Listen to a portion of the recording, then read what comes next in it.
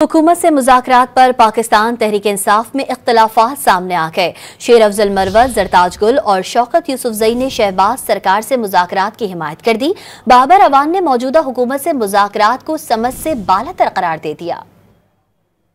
हुकूमत से मुज़ाकरात के मामले पर पीटीआई रहनुमा तकसीम हो गए। शेर अफजल मरवत, जरताज गुल और शौकत यूसुफजई मुज़ाकरात के हक में सामने आ गए। बाबर अवान ने मुखालफत कर दी। शेर अफजल मरवत ने दावा किया कि हुकूमत और पीटीआई के दरमियान मुज़ाकरात जल्द शुरू होने वाले हैं। मुज़ाकरात जो हैं वो अनकरीब शुरू होने वाले हैं। सादिक साहब जो हैं पाकिस्तान मुस्लिम लीग नून में एक ऐसी शख्सियत है जिसको पीटीआई के बहुत सारे पार्लियामेंटेरियन की दोस्ती का शर्फ भी है।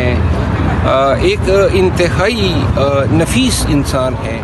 जरताज गुल ने हुकूमत से मुज़ाकरात के मामले में संजीदगी दिखाने का मुतालबा किया।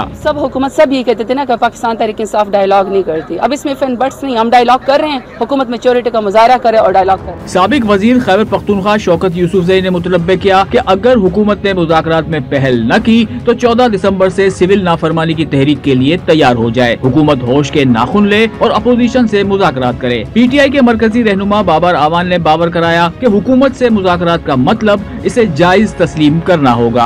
आप अगर इनको हुकूमत तस्लीम करके इनके साथ बैठेंगे तो इसका वही मतलब है जो आपने पूछा, फिर तो इनको लेजिटिमेसी मिलेगी। मुज़ाकरात का मतलब गवर्नमेंट लेना है तो उसका एक सादा अल्टरनेट फार्मूला और रूट भी है। फिर पीपल्स पार्टी और मौलाना से मुज़ाकरात करें। दो वो जमातें और पाकिस्तान तहरीक इंसाफ की जो मौजूदा स्ट्रेंथ है इसको मिला के गवर्नमेंट बनती है। हुकूमत और पीटीआई के दरमियान मुज़ाकरात के इम्कान की लीगी हलकों की जानिब से तरदीद की जा रही है।